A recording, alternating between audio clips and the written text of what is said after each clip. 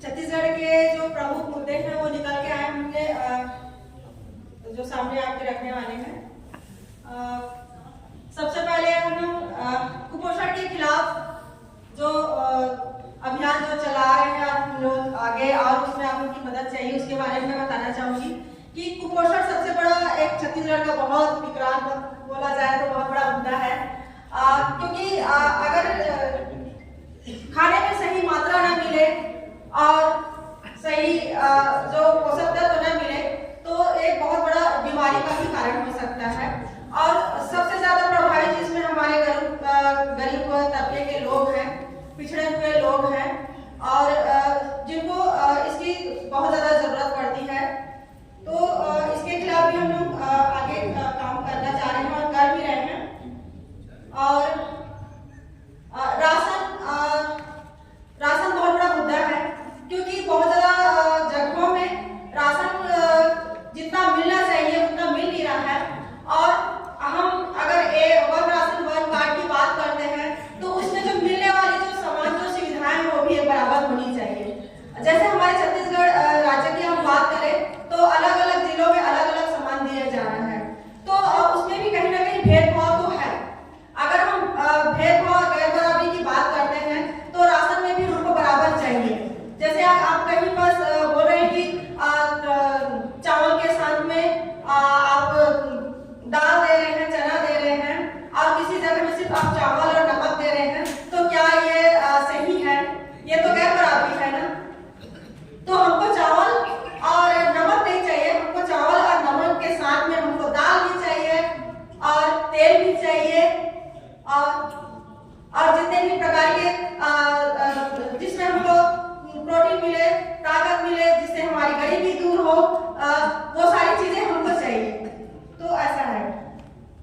दूसरा है स्वास्थ्य सेवा एवं योजनाओं में असमानता, जो भेदभाव के खिलाफ हम लड़ रहे हैं।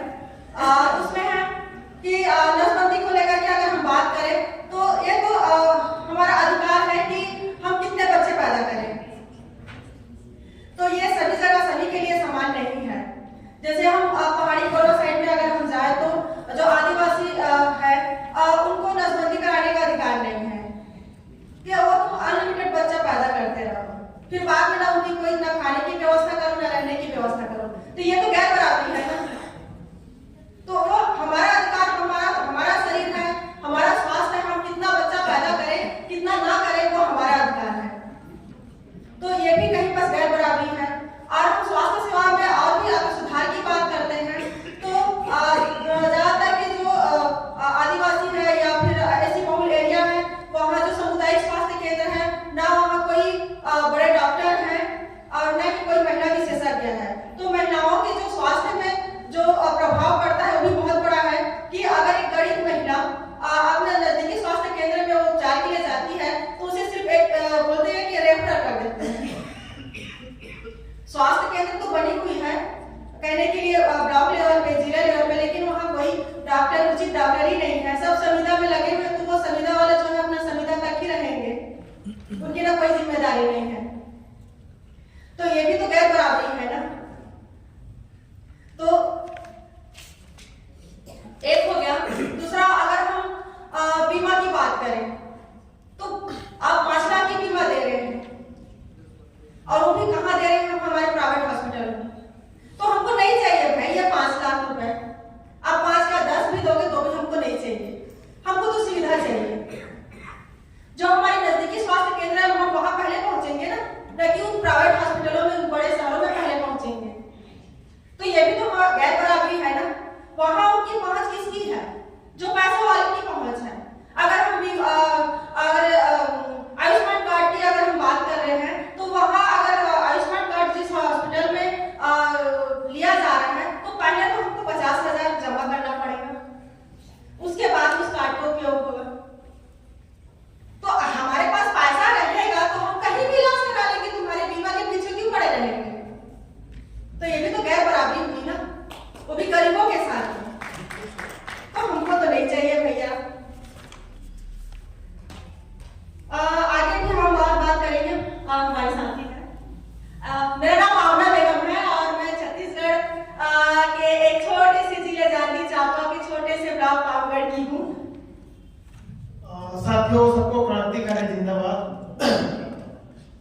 साथियों, हम मजदूरों के विभिन्न मुद्दों को लेकर यहाँ चर्चा करने के लिए बैठे हैं और चर्चा भी कर रहे हैं।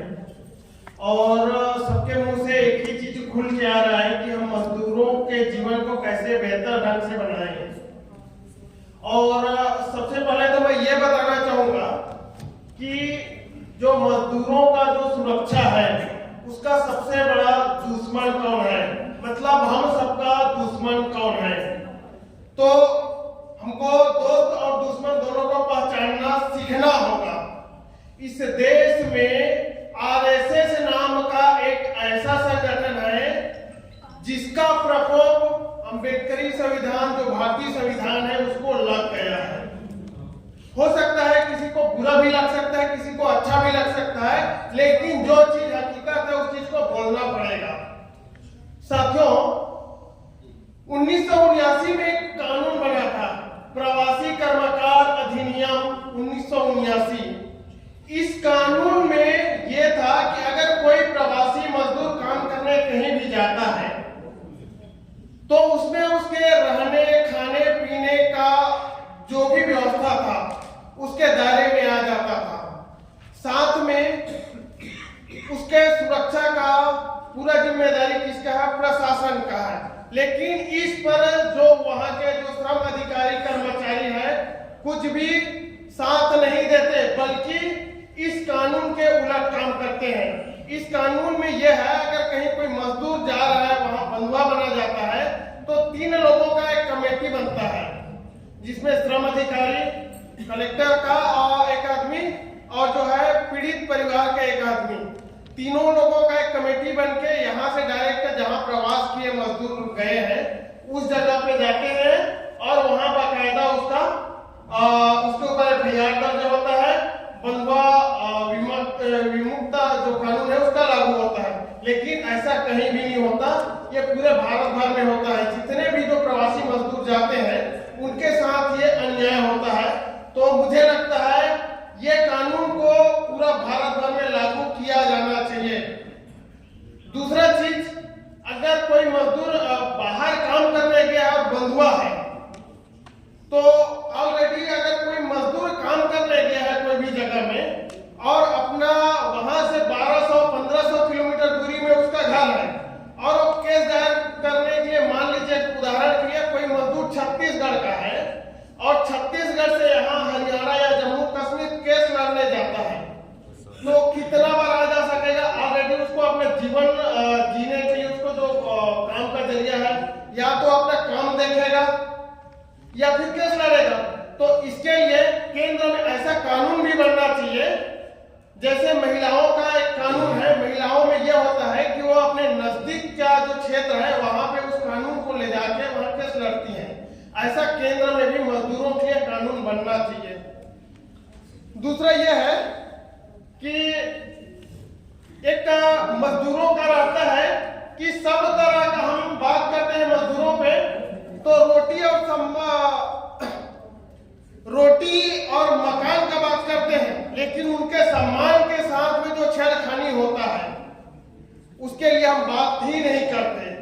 दरअसल कोई भी मजदूर हो सकता है वो किसी भी धर्म का मानने वाला हो, धार्मिक मामला व्यक्तिगत मामला होता है। जैसे छत्तीसगढ़ का बात करो, छत्तीसगढ़ में विभिन्न जगहों में भी मैं सतनाम धर्मी हूं, मैं मजदूर जरूर हूं लेकिन मैं सतनाम धर्मी हूं, सतनाम धर्म को मानता हूं। तो सरकार की ये जिम्मेदारी बनती है कि मेरे कहने की, मुझे लिखाने की और गिनाने की, ये सरकार की जिम्मेदारी बनती है कि वो मुझे कहाए, लिखाए और गिनाए। लेकिन हमें जोर जबरदस्ती कहीं भी किसी भी जगह में हिंदू का गाली दिया जा रहा है, जबरदस्ती हमको हिंदू बोला जा रहा है, तो ये भेदभाव सरकार हमारे खिलाफ और हम लोगों पर कर रही है। तो इस पर भी ऐसा कानून बनना चाहिए और इस मांग को भी हम ऊंचे स्तरों में रखना चाहिए कि अगर कोई मजदूर, कोई भी तबके के जो लोग हैं, अगर वो किसी भी प्रकार का धार्मिक स्वतंत्रता चाहते हैं तो उस पर भी उसका आजादी होना चाहिए। जैसे झारखंड में सरना का जो कोड मिला है, सरना धर्म कोड, वैसे छत्तीसगढ़ में भी बनना चाहिए और तमाम जगहों में। साथ ही साथ अभी सभी जगहों में देखने को मिलता है सामाजिक बहिष्कार। ये जो कुरीतियां हैं सामाजिक बहिष्कार का हमारे यहाँ खासकर छत्तीसगढ़ में, और मैं तो ये सोशल मीडिया के माध्यम से भी देखता हूँ कि यहाँ उत्तर प्रदेश में भी और राजस्थान में भी सामाजिक बहिष्कार का जो प्रचलन है बहुत जोरों से चल रहा है। आजकल ये खासकर आरएसएस भाजपा के लोग इस मिशन को चला रहे हैं। अगर कोई आदमी कहीं कुछ भी खा रहा है, अगर कहीं मांस खा रहा है, अगर वो कहीं बकरे का मांस खा रहा है, चिकन खा रहे हैं, तो भी उनको मार पीट करके ये बोला जाता है कि फलाना ये बीफ खा रहा है, उसको सामाजिक बहिष्कार करो, इसको मारो। तो ये भेदभाव छत्तीसगढ़ में सबसे ज्यादा चल रहा है। वहां एक जो समूह है उनको ये बोलते हैं कि तुम मांस नहीं खा सकते, तुमको जैसा मैं बोल रहा हूं उस हिसाब से कपड़ा पहनना पड़ेगा, उसी आधार पे, उसी रंग के हिसाब से। तो ये भी चल रहा है वहां। तो इस पर भी कड़ा कानून बनना चाहिए। जैसे यहाँ सामाजिक बहिष्कार का जो कानून है यहाँ महाराष्ट्र में ऑलरेडी बना हुआ है। साथ ही साथ अभी देश में ये जो अंधश्रद्धा जो चल रहा है, अभी छत्तीसगढ़ में एक तालाब है, उस तालाब में रोज लाखों की संख्या में लोग तालाब में नहाने जाते हैं और उसमें कुछ लोग ऐसा भ्रम फैला दिए हैं कि इस तालाब के नहाने से आपके सारे बीमारी दूर हो जाएंगे, जबकि ऐसा नहीं होता। अगर ऐसा होता तो सरकार जो है जितने भी हॉस्पिटल है, क्लिनिक है, सबको बंद कर देते, उसी तालाब में नहाने जाते। तो सरकार जो है, जो खासकर भाजपा कांग्रेस की सरकार तो किया ही किया है, लेकिन भाजपा की जो सरकार है वो इस मिशन को ही आगे बढ़ा रहा है। तो इसको हमको खत्म करना पड़ेगा। और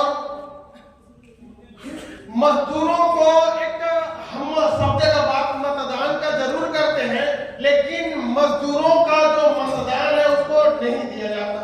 मजदूर मतदान नहीं कर पाते। आप किसी भी गांव में जाके देख लीजिए, जहां पे 1000 का संख्या रहेंगे तो वहां से 250 मजदूर बाहर काम करने जाते हैं। उस मजदूर को वोट डालने का अधिकार नहीं है। जब हम जान रहे हैं एक देश है हमारा, एक राष्ट्र है भारत, तो उसको भी वो जिस जगह में है उस जगह में वोट डालने का उसको अधिकार मिलना चाहिए।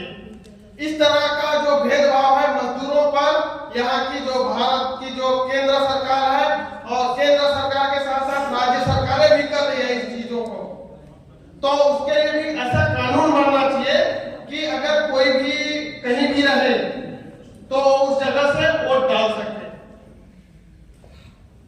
और अभी 4 नए लेबर काले कानून जो सरकार लेके आई है वो भी इंप्लीमेंट नहीं होना चाहिए, ये हमारी मांगे हैं। साथ ही साथ आप जानते हैं हसदेव अरण्य क्षेत्रों में जो कोयला खनन का काम किया जा रहा है उसमें बहुत सारे जीव